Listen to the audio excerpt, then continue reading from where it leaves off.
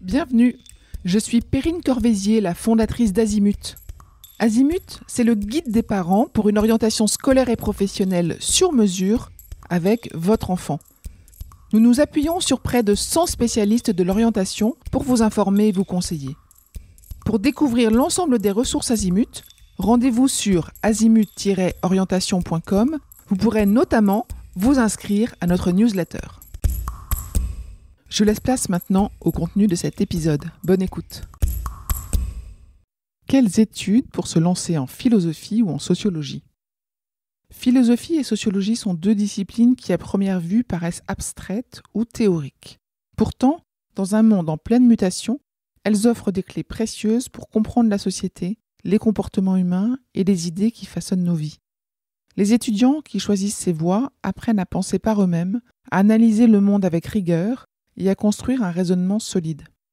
Des compétences essentielles tant pour poursuivre des études longues que pour s'insérer dans de nombreux secteurs professionnels. Alors, comprendre le monde pour mieux y agir, qu'est-ce qu'on veut dire par là ? Eh bien, il y a un objectif commun, c'est de décrypter la complexité du réel. Les études de philosophie et de sociologie partagent cette ambition d'aider à comprendre le monde contemporain. Elles invitent à observer, à questionner, à débattre et à argumenter.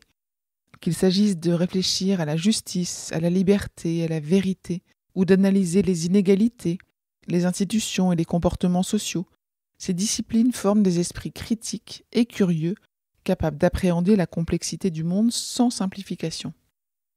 Pourquoi choisir ces études ?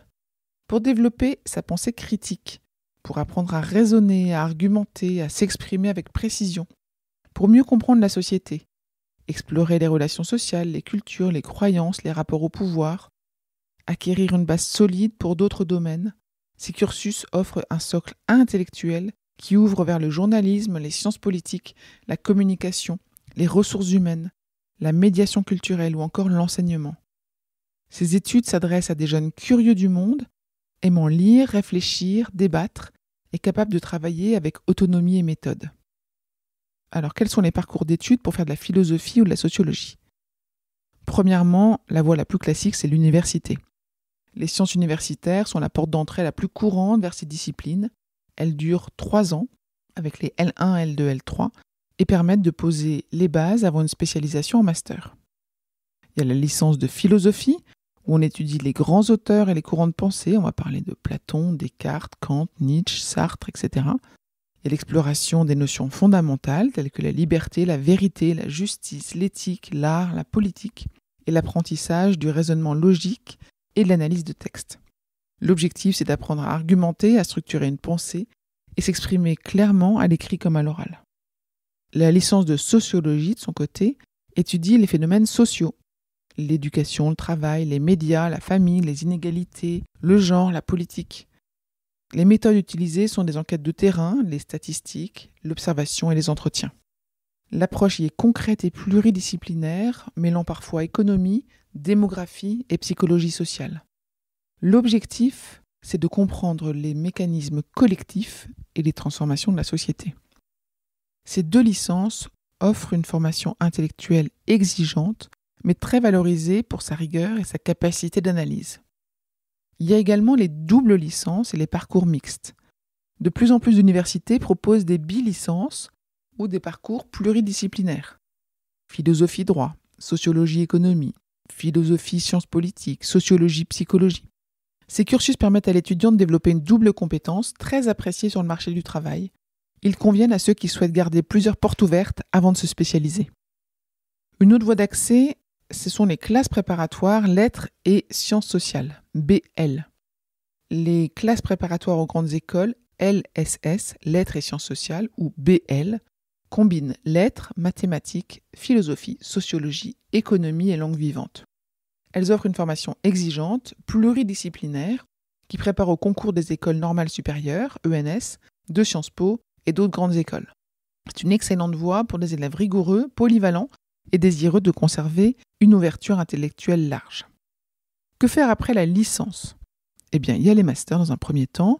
Pour poursuivre en master, il est souvent indispensable de se spécialiser et de valoriser son profil.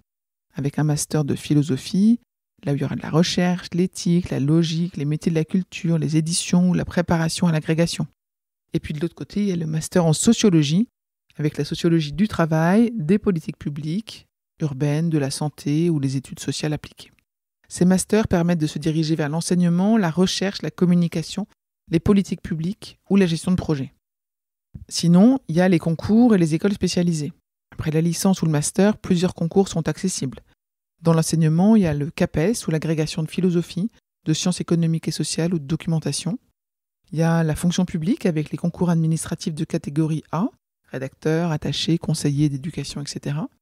Et puis les écoles spécialisées, comme les écoles de journalisme, de communication, de travail social, d'administration publique ou de management. Ces études forment des candidats solides, à la fois cultivés, rigoureux et ouverts sur le monde. Quels sont les débouchés professionnels ? Contrairement aux idées reçues, philosophie et sociologie ne mènent pas uniquement à l'enseignement ou à la recherche. Ces formations offrent une polyvalence intellectuelle qui séduit de nombreux secteurs. Je vais vous citer plusieurs exemples de métiers possibles. Professeur de philosophie ou de sciences sociales, chargé d'études en institut de sondage, observatoire social ou cabinet d'analyse, journaliste, rédacteur, essayiste, auteur, chargé de communication, de projet ou de mission dans une ONG par exemple, ou une collectivité ou une entreprise, responsable RSE ou de diversité ou inclusion, médiateur ou médiatrice culturelle ou scientifique, et puis pourquoi pas consultant ou consultante en accompagnement du changement, en RH ou en innovation sociale. Ces métiers valorisent des qualités clés que sont l'esprit d'analyse, le sens du dialogue, la rédaction claire, la compréhension des comportements humains. Pour réussir dans ces parcours, les qualités essentielles sont les suivantes. La curiosité intellectuelle et l'ouverture d'esprit, l'aisance à l'écrit et à l'oral, la bonne capacité de synthèse et de raisonnement logique, le goût pour la lecture, la réflexion et les débats d'idées. Un conseil pratique, il faut faire des stages, s'engager dans une association, rédiger un blog ou un podcast ou participer à des projets citoyens. Ce sont des excellents moyens de concrétiser ces apprentissages et de se démarquer. Il est temps de résumer.